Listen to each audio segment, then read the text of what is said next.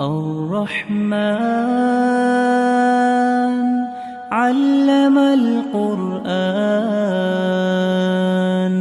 خلق الإنسان علمه البيان الشمس والقمر بحسبان والنجم والشجر يسجدان والسماء رفعها ووضع الميزان ألا تطغوا في الميزان